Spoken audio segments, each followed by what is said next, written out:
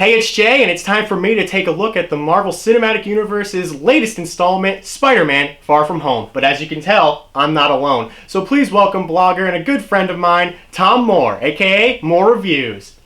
How's it going, man? Good. Thank you for being on. Hell yeah. So I mainly wanted Tom on here because we both seem to have a difference in opinion on this movie, and I love to have discussion. I want to, have differences when it comes to how we feel about movies. But before we get into that, I just want to ask, when did you get into, writing blogs on, your social media, into just really reviewing movies and giving your opinion, putting it out there for everyone to see?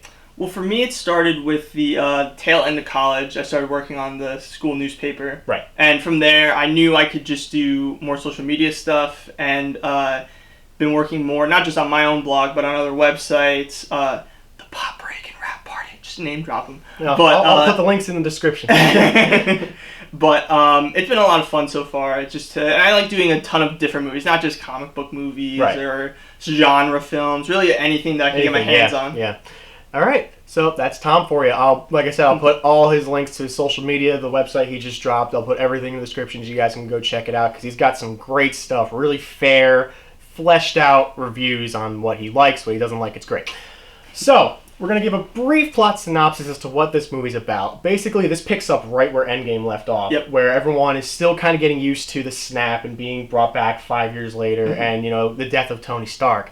Mainly Peter Parker is dealing with that, seeing as Tony was kind of like a father figure to him. Yeah. And he kind of just wants to hang up the cape for now and just kind of be a normal kid after all the, the crap he went through. Man wants to go on vacation. Yeah. You can't blame him. Yeah, you can't blame him at all. After what happened in Endgame, they all deserve a freaking vacation. Also, if you're going to Europe, why not? Yeah, exactly. So he kind of just wants to be a normal kid and not have to worry about being a superhero. Mm-hmm. But then Nick Fury enters the picture to kind of call him the quote-unquote next Iron Man, which we'll get into that in a little bit because I've got some things to say about the next Iron Man. I have a lot of things to say about this film. I think we both have a lot to say about what this whole next Iron Man plot. And we're also introduced to, his name is Quentin Beck, right? Yes. Yeah, a.k.a. Mysterio, who claims he's from an alternate dimension. Yes. An alternate dimension, which everyone was like freaking out about, like, oh my god, this explains everything about Endgame, but that soon falls on its face as well. Yep. Just a little bit. And so Peter is once again wrangled and forced to come into the superhero light when he just wants to have vacation, has this plan to tell MJ how he really feels about her. I have a lot of thoughts about that. About MJ? Oh yeah. All right. I have a lot of MJ thoughts. played by Zendaya, by the way. Who I actually really liked the performance. I liked her performance. I like her second half performance. Right, when she starts to really get into the plot. Right. So yeah, that's literally the plot. That's really the plot. Yeah. It's then revealed that Mysterio is using Barf from Captain America: Civil War to kind of simulate these elementals. These elementals attacking the cities, and him being this grand. He's kind of syndroming it in a way. Yes. He's literally syndroming it. Or even I thought of. Eventually, he puts on like Tony's glasses or whatever that Peter gets, and I immediately thought he looked like the Mandarin to me. Yeah. It reminded me of that too. Oh man, the Mandarin twist. Let's not get started on that. That's a completely different topic for another day. I know. So, so then it's revealed that Quentin Beck is the villain. Ooh, shocker! Anybody who knows anything about the villain, and anybody who knows about the comic book would know that Mysterio is a villain. He's not a good guy. No. So. I wasn't shocked, at all, but I kind of like how they handled it, to be perfectly honest with you. I liked how it started, because, it works perfectly in that, I agree with you on that, if you're watching this, you know exactly what you're getting into. Mysterio's the villain. I was waiting the whole time, just okay, when's he gonna, when's the change gonna happen? And then I knew the minute Peter gave him the glasses, I was like, here we go, Mysterio's getting revealed. Oh, everyone in my theater, literally, it's like one of those, trashy horror movies where you're just no, don't do that. Yeah. Stop it. What are you doing? No. And he does, and I was like, here we go. Mysterio's now full, and then sure enough, there we go. I do have to praise Jake Gyllenhaal though. I loved his performance. Fantastic performance. He is so much like Mysterio to me. I think the only thing I wanted with him is just that I wish he was alone. Because I felt like Jake Gyllenhaal could have sold it more. Mm-hmm. And I feel like Quentin Beck is such a narcissist that, he could just do all of this on his own. And, when he's talking to everyone, praising everyone, to the guy, the Iron Man 1 guy. Yeah, and I was just it would have been such a better scene if he was by himself, just talking to himself. Right. That was my only, I would say issue with him, other than his motivation for it. Yeah, his motivation to be the next Iron Man, the greatest hero of all time. Literally, Nick Fury has already made clear that no other heroes are available. So why are you going through all this if you're the only hero who's here right now? I know. And Spider-Man clearly doesn't want to join, so why are you going through all this trouble right now? So that's a big plot hole. But again, we'll get into plot holes and everything like that after we have the plot synopsis. Now, what did you think of the 2 end credit scenes? Because I find them very strange. So I'll say this, I don't like the second one. With the Skrulls? Yes, because it has a problem to me with Captain Marvel. It's the same issue I had in Captain Marvel where, like, I hate that the Skrulls are good guys. Yeah. And in this, because they keep making it seem like it's going to be, like, the secret invasion plot. Yeah. And, like, you're not doing it. We're so not doing like, it, yeah. Stop making it seem like you're going to, because you can't. Because you can't. You're not doing it. It's already established that they're good guys. Right. Unless, like, my only theory about that is maybe since they own Super Skrull now, maybe he'll be like, what the hell are you guys doing? Why are we being all good? Let's show these people who, like, you know, really are. Like, maybe Super Skrull can, like, turn them bad or something. Well, my only thing with that is the Skrulls, yes, they can change appearances, but they haven't been shown to take powers. Right. Like, I wish in Captain Marvel, one of the things I wish they did in that movie, when she's going up to, like, fire all the rockets and stuff, that, they turned into her and helped her fight all the rockets. That would be cool. Because I think that would have been cool to see, like, them unearth a power they didn't know they could do. Yeah, that would be really cool. And I think that could have helped that. Yeah, because that movie was pretty weak, in my opinion. Yeah. But the J. Jonah Jameson... Oh, you gotta love that. That was so good. You gotta love that. And I'm actually really happy they went that route. Yes. That's really cool how they had Mysterio manipulate the simulation to make it seem like Peter's the one who was executing this the entire time. It felt like a real Mysterio plot. Like, that's what I liked about it. Like, I felt like they captured that idea of it, of, like, Mysterio constantly just trying to mess with Spider-Man, even... Right. And then when J. Jonah Jameson popped up, I was that like, was just yes, that's so good! Like, yeah. That's amazing. Just a great callback to a great character. So, my opinion is they probably are going to have to do Spider-Man 3 before Avengers 5. Because if they put Spider-Man in the Avengers before Spider-Man 3, it's like, well, then what the hell is with this plot of you being a bad guy and, you know, your identity being revealed? So Spider-Man 3 has to come out before Avengers 5 before they come back together. But I loved that so much. I thought it was definitely interesting. It's an interesting way to... Because we've never really seen that in the other films. We've seen people know who Spider-Man is, like in Spider-Man 2 when they're carrying him through the train. Like you could see, they know who's, or they at least know what he looks like. But it's interesting to see someone finally, like, we're in a point now where, like, everyone knows who Spider-Man is. Yeah, you can now, whether Peter wants to or not. I also like that joke that he was, like, about to do, like, an Iron Man and reveals identity, but he's actually just talking to Aunt May and Happy about their relationship. I was funny. Like, well, you know, he can't be actually revealing his identity, and I see that, I'm like, okay. I thought Happy Hogan was actually a great character. I thought that chemistry between Aunt May and Happy was amazing. I thought that was a great... Well, when you have Marissa Tomei, you can do just about anything. That's also very true, but yeah, I thought Happy was great. I thought he was really, really good. Yeah, I feel like he was more fleshed out, even more than he ever is in the Iron Man series. And I thought, like, Jon Favreau is such a fun guy. Yes, so he like really makes scenes a lot of fun. He knows how to work it out.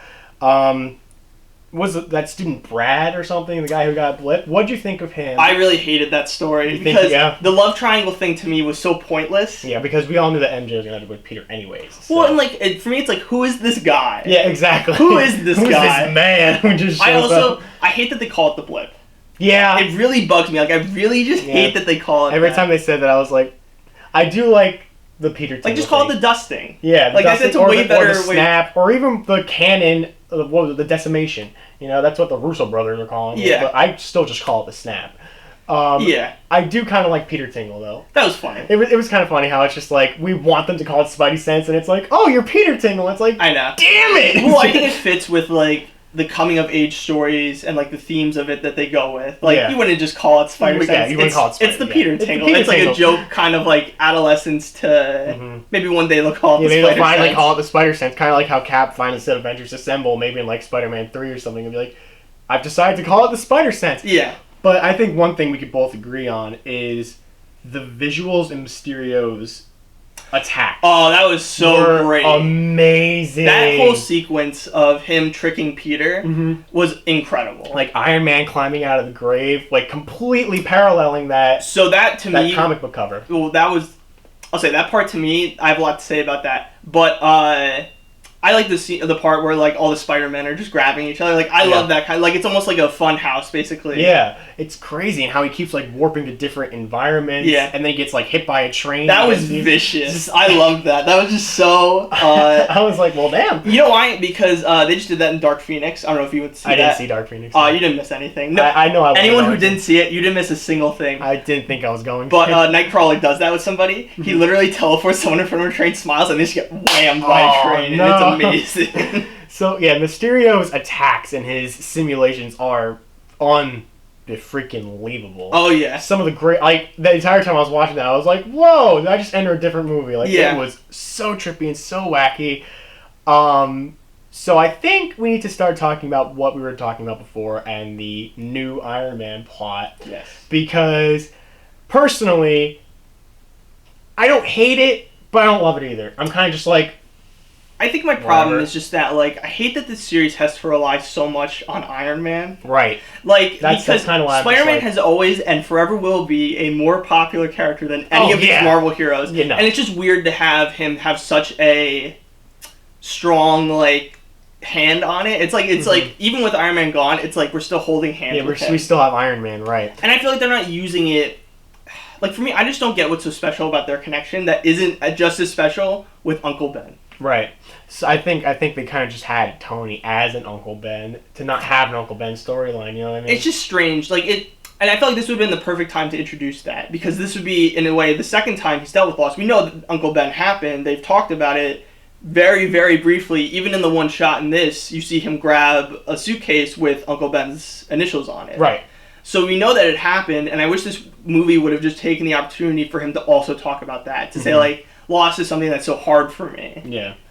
I just hate how it's like a competition to find the next Iron Man. Yes. I don't like that at all. I feel like that kind of takes away from Peter as a hero. I mean, why can't Peter just be Spider-Man? Why does he have to be the next Iron Man, you know? And I feel like he talks about that a lot in the movie, but they don't, like, they just don't ever, like, make a point to it. Because even when Happy and Peter are talking on the plane, and, like, Happy's trying to motivate him to get back, and he says to him, you're not going to be the next Iron Man. Yeah. But then they completely negate that point by making him the next Iron Man, like using the technology. And then just firing on that song that's in Iron Man. Yeah. I love Led Zeppelin. I was like, boo. I know. Well, not even that. I was just like, what a wasted opportunity. Because, like... And he could, you know what they could have done? That should have started playing and Peter could have been like, I hate Led Zeppelin, change it to something else. Yeah. That would have been funny. That would have been better, because honestly, like, that's the thing I wish... I feel like this isn't a Spider-Man movie to me. I think that was the big takeaway for me. Was it felt less like a Spider-Man movie because it focuses so much on Iron Man. Right. This is kind of like an unofficial Iron Man 4. And I understood it in Homecoming because we're just coming off Civil War. Iron Man is the one who brought him into this entire universe. And, like, yes, they would have issues with it. But even to still have Mysterio be connected to Iron Man, have I want to be the next Iron Man. All of his motivations be connected to Iron Man. I was just like... It takes away from it, definitely. And that's why I refuse to call this the end of Phase 3. Kevin Feige has come out and said that this is the last film in Phase 3, and I'm like, no, it's not. Yeah. I refuse to let this be the end of, this amazing 22 movie story arc. The Infinity Saga. Right. I think this is the new start to Phase 4, and I'm keeping it that way. No matter how much you canonize it, this is Phase 4. Well, because, I mean, let's face it, what did this end of Phase 3? Yeah, nothing. Nothing. And I would even say almost barely, other than the reveal of people knowing who Peter is now, what did this really set up for Phase 4? Yeah, really nothing. Nothing. Didn't set up the Eternals or, Doctor Strange, Black Panther, didn't set up any of that stuff. Which, by the way, Marvel's going to be at Comic-Con. And I'm pretty sure we're going to get... Well, they're revealing everything. Yeah, I'm pretty sure we're going to get a movie announcement.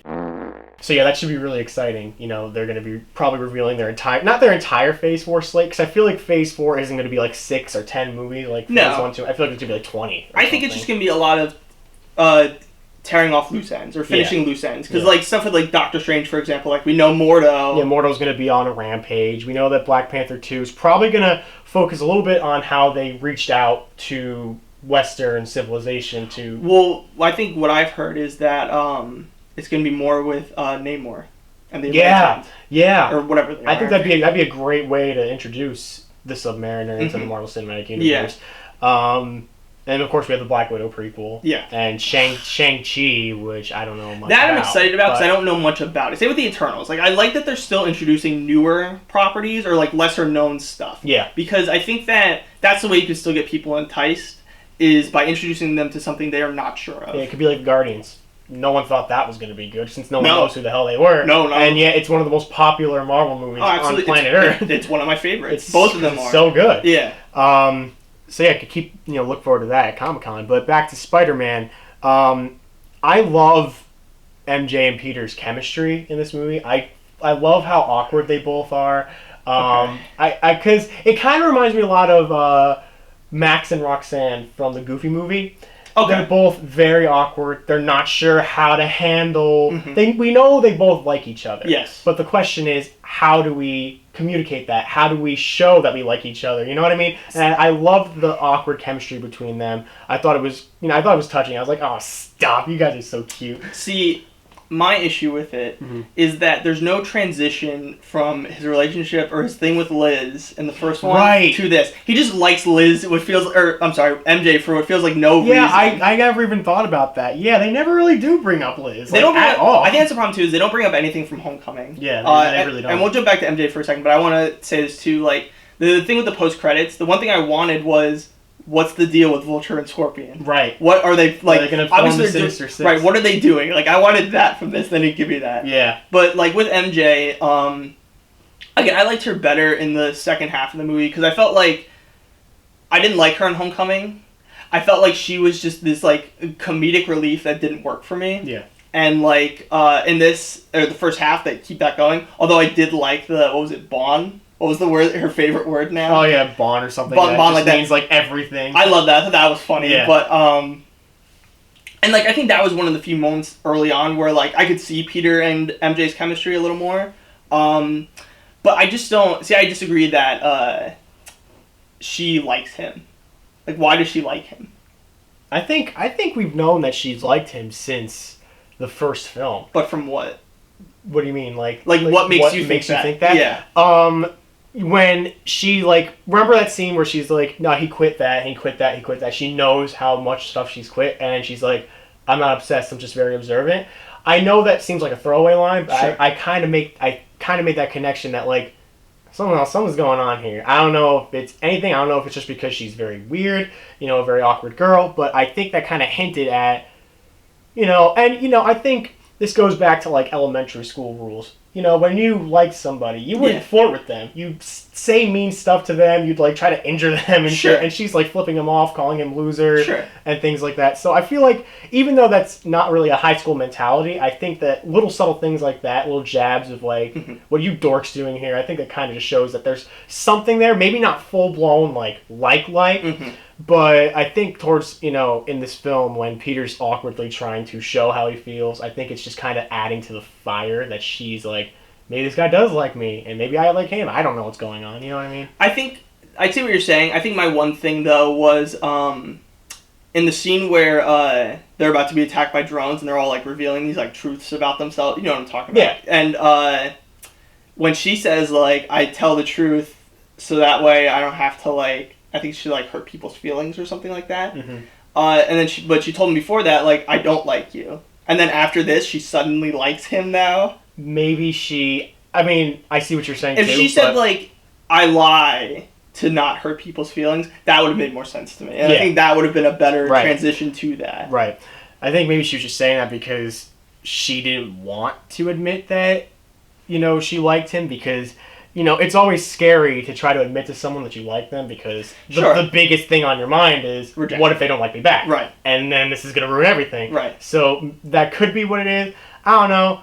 You guys let us know what you think of MJ and Peter's relationship down in the comments below. I thought, too, the kiss was so awkward. And that's why I loved it. Oh, I just couldn't. There was one person in my theater who tried to get a clap going for that, and it completely failed. But I don't think that's a kiss that deserves a clap. You know what I mean? I know. I think because it was so awkward, and I agree, it was the most awkward thing on planet Earth. But I was like, you know what? I like that because, like I said, I love the awkwardness between those two. And again, it's really like Max and Roxanne from Goofy Movie. Their first kiss was just a little. No, definitely. Like them too. I think that's a good comparison to that kind of relationship. Yeah. I just think that something with Peter and MJ. They have such a long-standing relationship in the comics. Like they're part of what you go to read a Spider-Man comic for. Yeah. And like I just don't feel that here. Mm-hmm. Like it doesn't have that same impact or that same like satisfaction to it. Right. All right. I got you. So now I've heard a couple theories. Do you think Quentin Beck is dead? It's so hard. You know, I'll say no. Because would he get a gut shot? Yeah. He could get up from that. I think Also, I don't like, think he's dead. Also, how would he upload that Right. if he wasn't still alive? Yeah. When did he have time to upload that? How did Peter not hear him? You know, because he's uploading that Well, actually, while he's standing right next to him. But you know what? Maybe remember the guy, the Iron Man 1 guy. He took something at the end. Right. And oh yeah, duh, I forgot. When he's like, they'll see what they want to see. That's probably when he recorded it. Yeah. And then cut to him saying, just destroy, terminate them all. You know? I hope. Don't get me wrong. I hope he is not the next. Like, I hope he doesn't try to become the next Mysterio, or like that guy. I'm saying. The Iron Man 1 guy. No, I hope. I hope not. That'd be horrible. Yeah. That'd be the worst thing ever. I think that's when I would leave the theater. But it's kind of weird. See, it's weird having Mysterio be dead because I was like, oh, he's a shoo-in for the Sinister Six that Vulture and Scorpion are kind of setting up. Because who else do they have? They have Shocker, mm-hmm. and then Tinkerer. What if you want to call him Tinkerer? I guess. Yeah. But and who else is in the Sinister Six? Electro. We need Electro, right? Well, you can have anybody. You can make it whoever you want. True. I've seen a Sinister Six with 5 people before. Makes sense to me. So I don't think he's dead. I think that he's faking that whole thing. I do like how Peter just like stopped him before he shot him in the head because like he knew that wasn't the real. No, I like that. I I didn't see that coming, so I thought that was a little surprising for me. Yeah, because the Peter Tingle kicks in and he's just like dodging all these drones and he's just like. He's like, no. I know. And I was like, whoa, I didn't see that coming. I should have seen it coming, though, because it's like Mysterio. It's like he did that a lot in the movie. Stuff. Or like even with the Nick Fury thing, I thought that was cool. That was really cool. I didn't see that coming at all. How he like made it seem like Nick Fury shot him. I was skeptical, but I was still like, well damn. No, I literally... He had me hooked at that point. I just did not see that coming at all. I was like, he is definitely like... Yeah. Nick Fury just stopped everything and then nope. And now it turns out Nick Fury wasn't even in the movie. He was Talos the whole time, which Tom. See, that's what's so disappointing to me in this. I feel like you can't do Secret Invasion now because you've already established it would be. Imagine if like we got to a movie and it's like it's a Doctor Strange movie or whatever, and then Doctor Strange was a Skrull. How mad would you be? I'd be furious. I think I'd probably quit more. Or like if you found out Iron Man was a Skrull the whole time. It would be so like just unsatisfying at this point. Like this isn't the way to bring in. They could be playing us. They could have been playing us this whole time, and they want to take the place of people to help them out, so they can go on vacations, just so they can rule the world. Well, and you wonder how long Nick Fury's been up there for. Yeah. Or like how long and that bummed me out too because I actually like Samuel Jackson in this as Nick Fury. I felt like this was the most he's ever felt like Fury to me, where like he is diehard on I'll do whatever I can to make it right. But it is at any and every cost. Let's see. What else is about the movie? I do like how like Nick Fury hijacks their trip. How he like gets them moved to where the next attack is going to be. Dimitri's sitting there with a little sign. Yeah, it's just like he's like the scariest motherfucker on planet Earth. He's just like, how does this not bring up any attention or anything? I know. What did you think of the humor in this movie? I thought it was pretty good. Not as many laughs as past films. Hell, I think I even laughed more in Endgame than I did here. Yeah. I actually think Happy had the best lines. I thought that Ned for sure, because Ned's a great character. I thought for sure he was gonna take the lines, but he's too busy in your relationship with Betty. Okay, I love that. I thought it was funny. I love that. I still wish... it makes me sad because I wish Betty Brant was better used. Because I like... I'm going to butcher her name right now, but Anurine Rice. She's in a bunch of other stuff, but she's great, and I wish they gave her more to do. And I kind of even miss having the Bugle be a part of the Spider-Man series, but I'm moving past it. Yeah, I think we need to look at it as its own continuity. Yeah, and I think again, I think they've at least acknowledged it with the J. Jonah thing. And I think that's who knows? A fair way to do it. Maybe Spider-Man 3, Peter Parker will get an internship, but now that his identity's out and now that he's painted as a bad guy, maybe not. But who knows? Maybe afterwards he'll take up a job there to get some cash. Yeah, you never know. You never know. But I do love the Betty and Ned thing because Ned's so hell-bent on being like a bachelor. Yeah. And then it's just like he's in a relationship with Betty, and then at the end he's like, Yeah, no. Once you grow up, men and women, sometimes they just split apart. It's like, what are you talking about? You have like a relationship for 5 seconds. I know, it's just it was hilarious. I knew they were gonna break up though. I did not think they were gonna survive. I would have been okay if they survived though. Honestly. I thought they were gonna break up, but I mean I would have been too, but like I just didn't think it was gonna happen. I'm happy they didn't do like them have like an argument or something like that. Right, they just break up. Yeah, it's just like a normal. They're just friends at the end. Yeah, so I like that. And then Ned gives this like this BS like men and women sometimes they just like drift apart, and it's like what. Whatever. I love the scene where he starts that line too, where he starts talking about that in their hotel room. Yeah, where Betty and I fall in love. And they have it in the trailer, like Nick Fury just like takes him out. Yeah. All that after that, like the knocking on the door joke, I love that. Yeah, it's great. If one more person knocks on this door, we're going to another funeral. Yeah, I love that. That was great. How everyone just keeps interrupting them when Nick Fury's trying to do this serious like we need you because, and everyone just keeps not. I love those jokes like that. I found.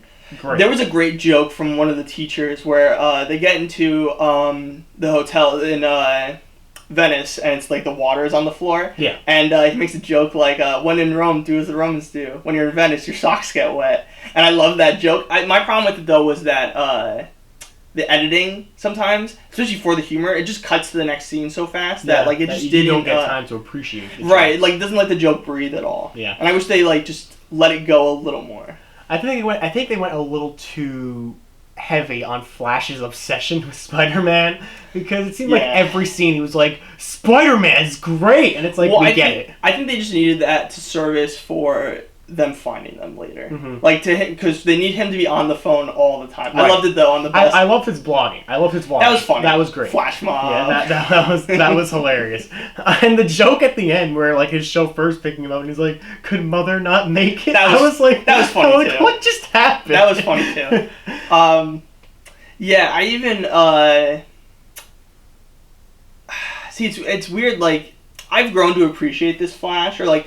I've grown to appreciate their adaptations of certain characters. There's just certain things I feel like I would want more. I do like this Flash way more, actually, because the Flash in the Raimi films was this big jock bully, right? Well, he's only in, like once. Yeah, I know. But you know, it's like the stereotypical nerd-jock relationship. Sure. This is two nerds, but one nerd constantly outclasses the other nerd. So it's a really great dynamic that we really haven't seen before in a conflict like that. So that's why I really liked Flash. I know a lot of people had complaints about him, but I was like, I actually don't mind this at all. I've grown to it. It's just one of those things where like they still paint him as a bully, and when I look at the guy, I'm like, I could beat that guy up. Oh, I think we all could, but he just talks tough to try to talk tough. But obviously Peter would destroy him, seeing as he's Spider-Man. Yeah. But I wonder what Flash is going to think if he sees that broadcast. They should have done what they did with Aunt May and have him go, what the f... and cut off to the credits after it's revealed that Peter Parker was Spider-Man the whole time. That would have been a funny post. That would have been great. That would have been funny. Just end every movie with someone saying, what the f... and then cut off to the credits. That would have been great. I like it. I like the credits they do for these. Yeah. The like paper thing. They did that in Shazam too. And I always think it's a very cool, just artistic way to do those. I never got to see Shazam. I gotta check it out. Oh, it's so good. Probably one of the only good DCEU films out there. Yeah. Getting more though. We are. They're getting better. Cross our fingers that they're just as good. They're getting better. They're getting better. Anything else we want to add before we get to our verdicts of the film? Anything? Really? Because I like that Maria Hill was there. What do you think of? I don't care for that character, so for me, she's just there. She's Robin from How I Met Your Mother. That's how I just think of her. Like, what do you think of the action sequences? I thought they were cool. I think, seeing Peter, who, his webs obviously can't take out, these elementals. Yeah. So it's cool to see him struggle, Yeah. With Vulture, he could land blows. He can land blows with his webs, use his strength. But you can't really use your strength against giant fire monsters or giant wind monsters or giant water monsters because it's not going to do much. Yeah. So I do love the dynamic of the fight scenes, at how Mysterio had to take care of everything with his, his beams and his blasts and things like that, because that's really the only thing that's can hit something that's not tangible, Yeah. Peter can shoot a web all he wants, but at the end of the day, it's going to get incinerated in the fire, sucked up in the wind, or just become damp in the water monster. And Earth, it's freaking Earth. I don't think a web's going to do much to a rock monster. Well, thank God he never had to fight that rock monster. Yeah, exactly. But I actually like the design of the elementals. I thought they were pretty interesting. Very cool. Yeah. I would say the lava one. He looked a lot like I don't know why. He just reminded me of the big troll from Harry Potter, the first one. Oh, the troll in the bathroom. They just give him that like dumb face. The dumb face. That's just like that's on like every troll. Yeah. I actually like the whole sequence at the end on the bridge with the drones. Mm-hmm. It's very cool to see him have to use his webs in a different way, or like on the fly have to just be like, okay, I need to zoom them around, and then I'm going to use a web net to make some of them fall, and then shoot other ones up to hit each other. That was really creative. I will say that those drones were like infinite numbers. Yeah, I was like, how many drones are on this satellite? Every movie that has an army, they go way too overboard. I was literally I felt like he had destroyed like 200 drones by the time he was done with it. I looked up like there's like 1,000 more. I'm like, Tony, what do you have these for? Yeah. I feel like every film that has an army, they go too crazy with the army. It's like in Infinity War and Avengers, Age of Ultron. There's way too many of them, especially in the first Avengers movie. I've never seen Age of Ultron, actually. You've never seen Age of Ultron? It's the only MCU movie I've never seen. We'll have to remedy that after I this. know. So, like in the first Avengers film, like when the giant Leviathan comes in and shoots more enemies from his, it's like, okay, stop! It's already too much. So I never really criticize a film for that because everything does that. Every movie that has armies, they go. It's just like a weird, too crazy. It's a weird thing though. When you recognize it, you're like, oh my god, how many? How many are there? They go too crazy. Even in like Game of Thrones, I know you haven't seen it, but right. I don't care. I know you don't care that I spoil it. And anybody who hasn't seen season 8. Good. But they fight the Night King, and he has the ability to bring dead back to life. And there's thousands of dead bodies on the floor, and he brings them all back to life. And it's like, how do they survive this? Yeah. First of all, no. Yeah. So, or it's like, why would they bury all these bodies here? It's ridiculous. They always go too overboard. But I do like I like how Peter was just in the hallway. And, Mysterio sends him to this virtual thing. And he just gets the Peter Tangle just like, bam, crash, boom, and just fighting his way through. I thought that was actually one of the best uses of spider sense. Mm-hmm. Or like showing it in movies. Because it's one of those things where in most like media with Spider-Man, you just see it as like the little lines blot out. But like this, it felt more natural. Yeah. And it it was just a very cool sequence because they do a good job like cutting back when he hits a drone, it cuts back to reality for a second, and they do a nice job of that. Mm-hmm. Well, I think we've talked about it enough. I think we both have very differing opinions. I know on your blog you gave it a 4 out of 10. 4 out of 10. Okay, so I guess on my, since I go by 5, so that's a 2 out of 5 stars. Oh, you go by 5? I go by stars. Yeah. Okay, I actually do go by 5 as well. I thought you. No, okay, no. So most people actually go by 10, so that's why I was confused. I go by stars, just to kind of change up. 2 out of 5. 2 out of 5. I gave it a 3 out of 5. It's definitely one of the weaker films in my opinion. Not as weak as, say, like Captain Marvel or like Incredible Hulk, but it's Thor Dark World. Or Thor Dark World.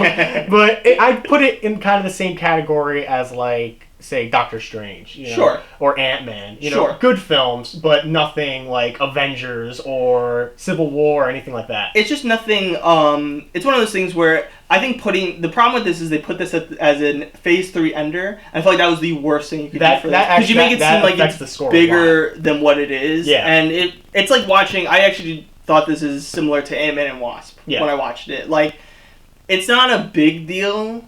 And, like, you wish it kind of was. Yeah. Like, when I left this, I was more in just, like, and maybe this is worth saying this, but, like, I'm not angry at it. I was just disappointed. Yeah, disappointed. I think, since Homecoming was so good, in my opinion, I think this was a little bit of a letdown. I would agree. Definitely a letdown. I think just the way I think Vulture was just I don't want to say amazing. Right. He was I don't want to say, like, a vastly better villain, because I think Mysterio is well done here. No, but I think just the motivation for Vulture just makes him trample. It's just more Mysterio. Personal. That's what's better about it. Yeah. So, yeah, I think that's all we gotta say. 2 out of 5, 3 out of 5. I hope you guys enjoyed this review. Thank you so much, Tom. I enjoyed being here. So. Yeah, thank you so much. I'll link all the websites he said, all his blogs, everything like that in the description below so you guys can check him out. He's very good reviews. Make sure you guys like, comment, subscribe, all that stuff. Ring the bell icon so you get notified when I upload next. We will be doing my 6th favorite film of all time next week. So until next time, guys, that's a wrap.